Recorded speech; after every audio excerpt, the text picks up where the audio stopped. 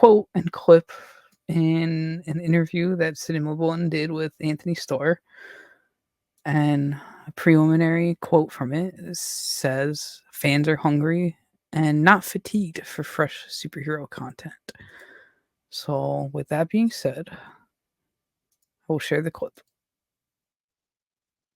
I'm very curious to see what happens around any notion of superhero fatigue when James Gunn's superhero things come out, because I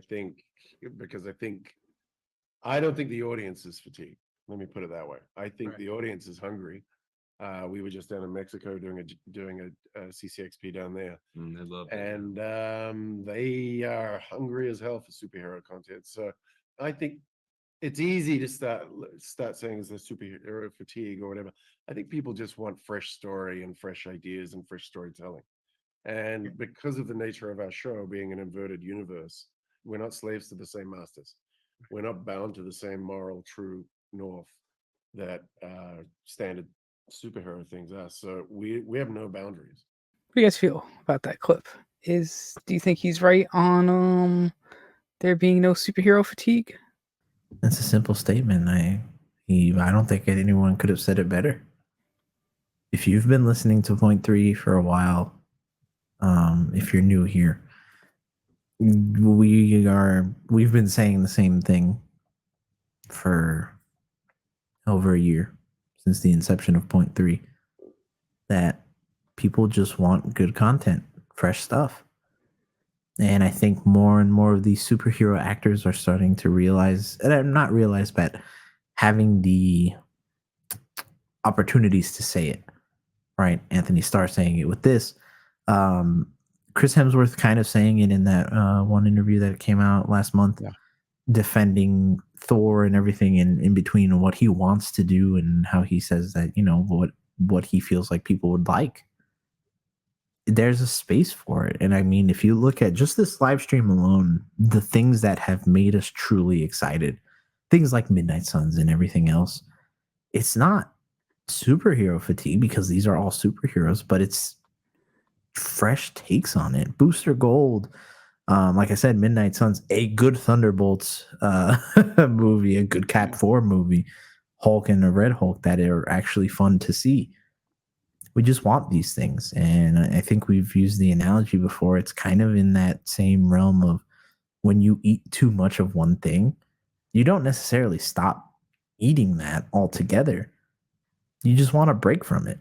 Like if you eat too many salty things, sometimes you want something that's a little sweet. Or sometimes instead of eating the same salty thing, you want it in a different way. This is superhero media. We don't really get tired of it. We just want it a little differently. We want it to be presented to us a little differently or have a different flair to it. And I think Anthony Starr just confirmed that for a lot of people finally. Yeah. Yeah, and I love how he started that, and I really, really, really like that he did mention, what James Gunn does with the DCU, because again, this is what we've been saying on here is right now the MCU for a lot of people is the only game in town. And there are a lot of people, for one reason or another, who have not jumped onto one of two things: The Boys or animated superhero. And we've said time and time again, right? Loki season 2 finale, the very next day, go see the Marvels. Not fatigued. I literally can stay up all night and watch that epic scene over and over again, and then go the very next day to watch a movie. X-Men 97. Before live streams, I'm looking forward to talking to you guys and talking with you guys, but I for dang sure want to make sure that I watch that episode of X-Men 97. And I think one of the most important things, again, that is going to come down the pipeline, and we are just about a year away from it, competition. The DCU is going to be fresh. So now we have, just like you guys were mentioning, you want something in between, right? You want to take that sip of water in between those pretzel bites. Get your sip of water. Watch some DCU. Go back to the MCU. Compare the two of them. The next thing that comes out is going to feel different by default, because what you just got off of was different in nature. Your Max shows are going to be great balance for your Disney Plus shows. Your Prime shows are going to be a nice curveball. Your animateds, again, this go back and listen to Golden Age of Superhero. Go back and watch that video because we targeted a nice few years all the way back from 2000 to really 2019, 2016 to 19, phase 3, MCU. What did it look like?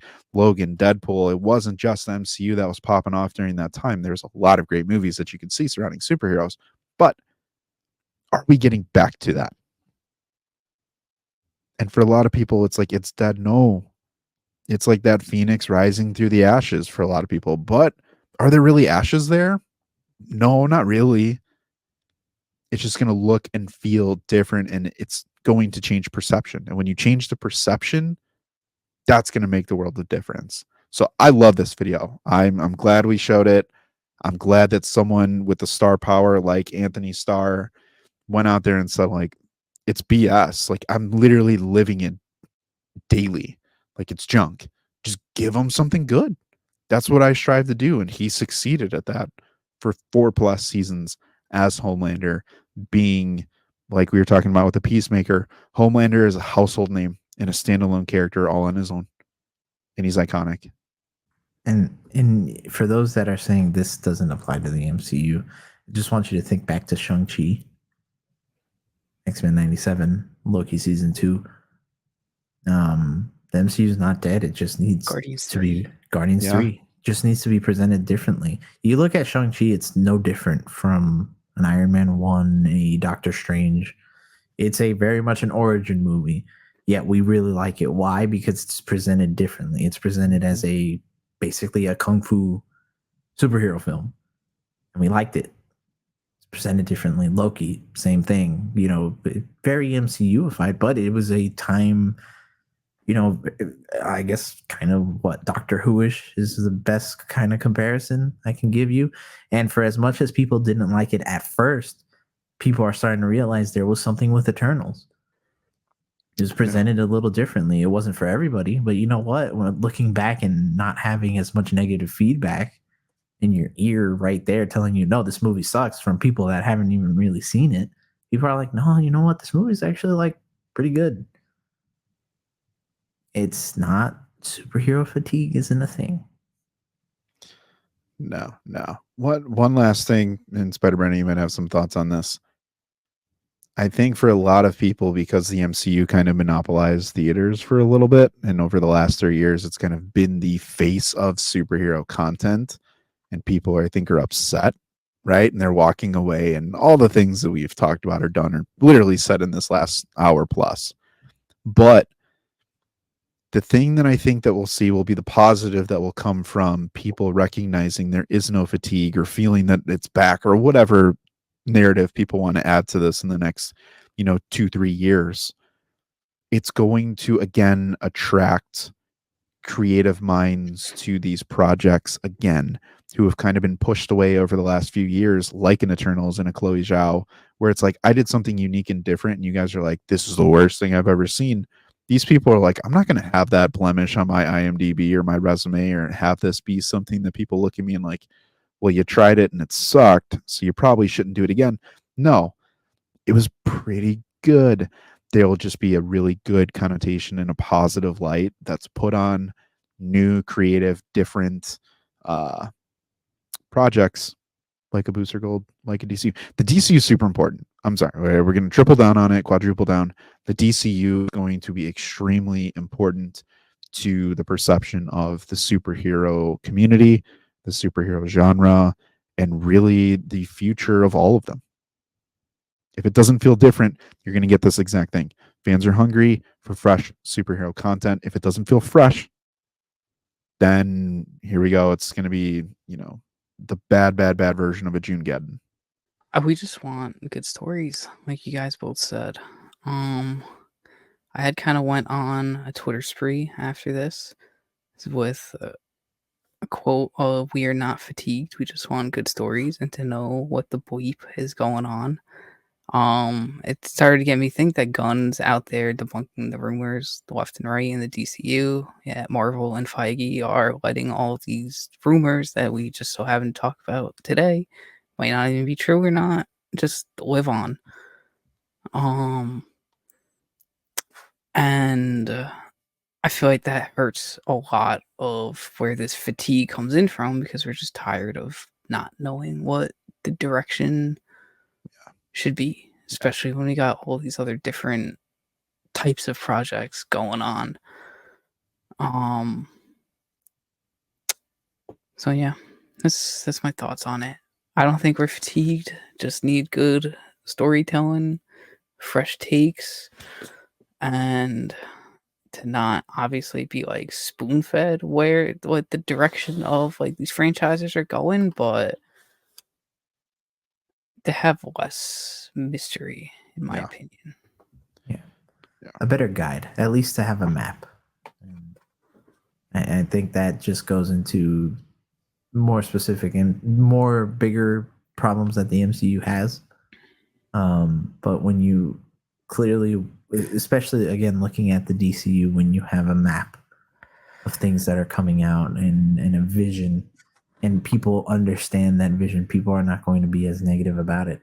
I mean, if you really think about it, we don't know too much about the DCU and its other releases. But because James Gunn provided a big overview, now at this point, like over a year ago, with that big like Chapter 1 Gods and Monsters presentation, but still constantly giving small updates about what's going on, updates that are enough to keep us satisfied. People aren't mad, and people aren't, saying, I mean, there is a small minority saying that, the DCU is failing before it even started, but again, very small minority of people. And I think at the end of it, they just are people that enjoy the medium in the same way that we do. I don't think it's real. It's not real. So if you hear superhero fatigue, ignore it. It's not real. It's no. It's a detractor to everything. And again, the only other point that I'll throw in here is like, it's a plus and a minus when you hear Booster Gold got writers, Lanterns has writers. These are the people. Guess what? They actually do like comics, and they are familiar with it, and they know that. And then you see a Blade, and it's like Blade's running through them like candy, and you're just like, why, right? And it starts a conversation. It's a good conversation. It's what we talk about here. Again, there are just the little things today that are different than they were in 2008. People are connected. People want information. We get information faster than ever before. Some studios adapt and lean into it. Some are ignoring it and pretending it doesn't exist, and they're still going to put out their product. And then at the end of it, wonder why fans aren't happy with it. So, again, Anthony Starr, shout out to you for throwing that out there, because you're echoing a lot of what the superhero community is talking about and faces on a daily basis on social media and in their circles. Who would have thought that on our 2024 bingo card that Anthony Starr would be 0.3 certified? In this way, I mean, in this way. We knew he was going to be because of Homelander and everything, but I mean like Anthony Starr as Anthony Starr and not Homelander. Yeah. I don't think we would have. I don't think anybody would have guessed that. Oh, what's the actor's name for Butcher? I can't think of it. It's on the tip of my tongue. I know. I keep saying all I can picture in my head is Huey. Obviously, that's not his name. And yes, I do have a keyboard in front of me. I could look it up, but there's no fun in that, right? Looking it up. Carl Urban. Carl. Dang, man. Johnny Cage. What's going on? Oh, yeah. Johnny Cage. Yeah. I forgot about that. Their interviews together talking about this space and the superhero world is like, dude, Anthony Starr spits some fire when it comes to this. Like, it's legit. Yeah. Gold. If you're watching this live, thank you so much. We appreciate you. If you're watching this later on, we also appreciate you too. Either way, if you're new or not, make sure you're subscribed to us. that goes a long way for us here. And if you hit that like button, that also goes a long way.